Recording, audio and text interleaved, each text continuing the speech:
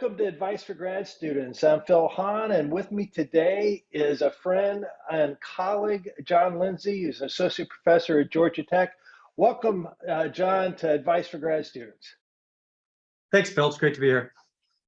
All right, great. And just a reminder, these are our views and not of our institutions, and let's just get right into it. Jon, tell us, what advice do you have as far as a PhD as a second act?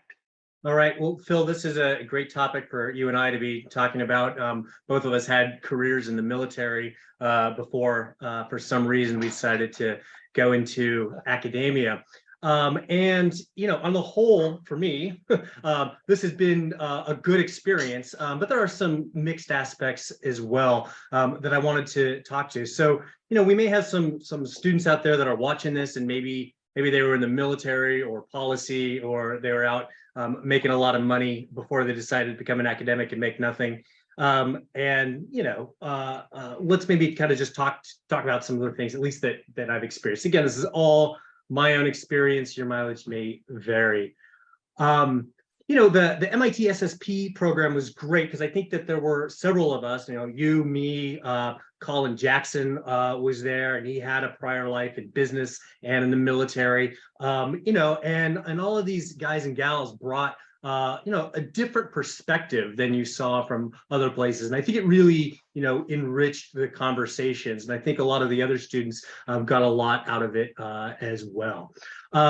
You know, I think you come in with a certain advantage. And one of the biggest problems, I think, in international relations and security studies is they have a lot of virgins talking about sex, right?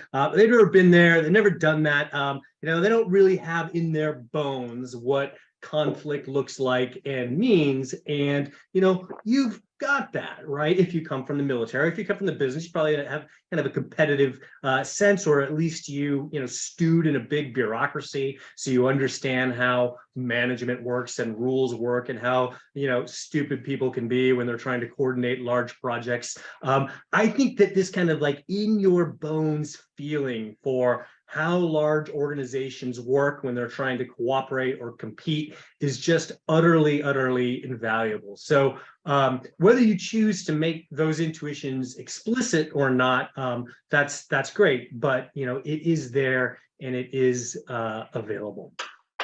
You know, now for me, you know, pardon the historical personal digression here, you know, my trip back to academia, right, was you know, I started off in philosophy and cognitive science in college. I always thought that I would be a professor, but I thought that it would be, you know, more in philosophy or, you know, artificial intelligence, something like that. I owed the Navy 4 years to pay for my college. Ended up staying for 8 because I was surprised to find, you know, how interesting it was, and the quality of people that I was interacting with, right? Thought I was going to be all these mouth-breathing knuckle draggers, and other than Phil, right, I was surprised to see that wasn't always the case, right?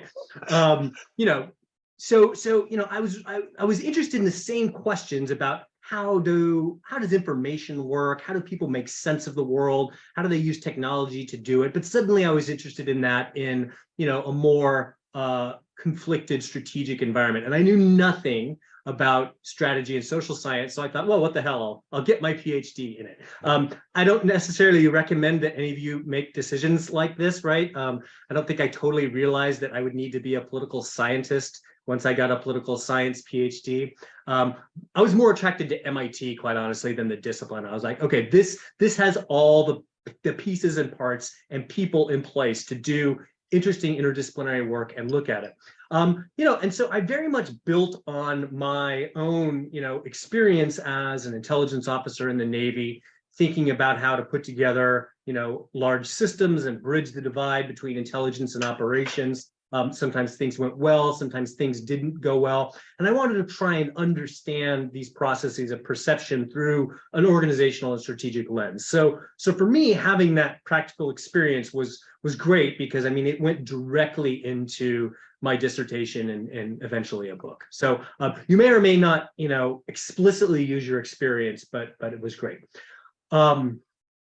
Okay, so I thought I would kind of, how much time do we have? We got about 5 minutes left. So kind of have a list of, I think, things that are good if you've got prior experience doing something, and maybe some minefields that you want to kind of navigate through. All right. On the good side, we've talked about a lot of these. You spent your formative years doing something cool, right? Like you can kind of feel sad for some of these young kids. I'm sorry, some of you who are listening, right? You're spending your 20s in grad school, right? Should be out having adventures and like doing things and making lots of money. Okay. Well, some of you have already done that, right? And the others, you're so committed to your intellectual journey that this is how you're doing that. So good on you. Okay. But you have a reason for coming back, right? Maybe some of these younger kids, like they really care about political science, but maybe some of them just liked college and they weren't sure what they wanted to do, and they kind of wandered into a PhD, right? Some of your colleagues, you will see this, right?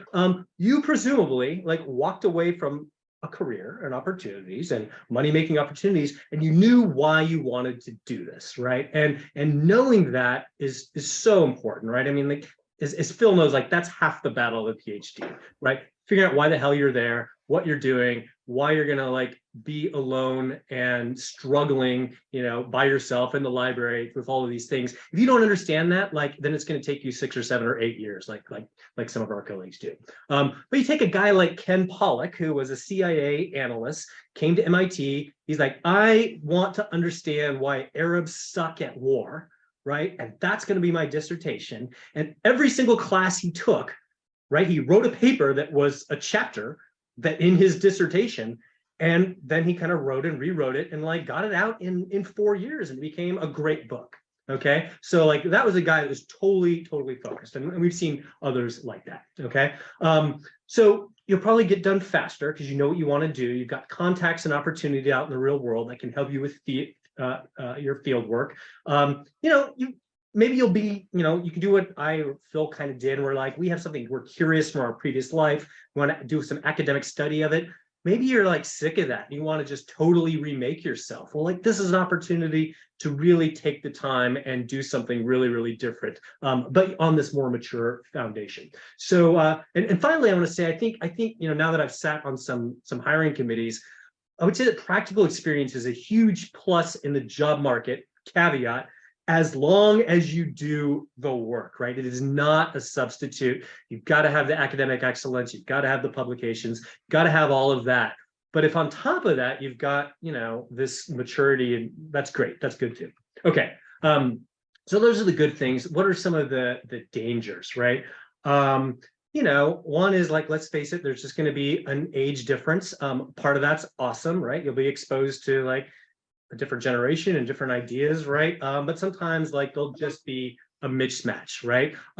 Maybe young people are annoying, maybe they're smarter than you and you're going to feel stupid, right? Like that, Phil and I both occasionally had, this experience as well, right? You're just around all these young wonder kids and you can sort of wonder why you're there, right? They're going to get jobs, right? They're going to get promoted, right? Sometimes ahead of you, right? So you'll watch the children grow up and outrank you quickly, right? That's going to be weird. Maybe your family's going to be annoyed at you that you went into this academic thing and now you're earning chicken feed instead of whatever you were doing before. You've got an ethnographic feel for what it's like to be in conflict or business or policy, but that's also a problem. Now you've got some habits and some assumptions, right? And your thinking might be a little bit grooved. And now you're supposed to be thinking really big pictures, grand strategy, meaning of life, right? Enduring theories that are still going to be true in 100 years, right? If you spent all your time at the operational level of business or war, right? You're all into the inside baseball and you know how to make things happen within an organization, but you may not be as good at kind of like sticking your head up and thinking the big thoughts. So having to unlearn some of those habits, I think, is important. For me, this was actually, yeah, okay, 1 minute left. For me, this is a big deal, right? I mean, like I was a young junior officer, so and my focus was really the operational level. Like, let's fix this, let's improve this, right? And having to think strategically and having to think in terms of societies, like that was a big challenge. I had to, really retool in order to do that. Okay. And then a really subtle one, right? Phil, I don't know if you saw this, but I definitely saw this in a couple of our seasoned colleagues, that there was sometimes this air of, gosh, friction, to put it bluntly, even contempt sometimes for academics and sometimes even our mentors that we're there to learn from, but they don't know what you know. They haven't been there. They don't have the experience, right? And maybe you can get a little cocky thinking you do it. And I would just say, like, if you start to feel that, just check that, right? Because your job is to learn, right? And everybody has something to teach you, okay? So even if it seems super abstract theory, like it's going to be relevant. So bottom line, to finish up, right? Sunza was right. Know yourself, know the process. Like if you know why you're doing it and why you've decided to come back, like then you're going to be okay. All right. That's wonderful. So, John, you've just talked about my experience as well. You hit the highlights. That's exactly right. If you're a first or second year grad student and you've got a prior life, man, be humble. Yeah, you're going to keep that in your bag, learn what you can, and enjoy the time. But John's spot on. You have a huge advantage if you already know what you want to do. Just so stick it with there. And anyway, for the rest of you, thanks for joining us today on Advice for Grad Students.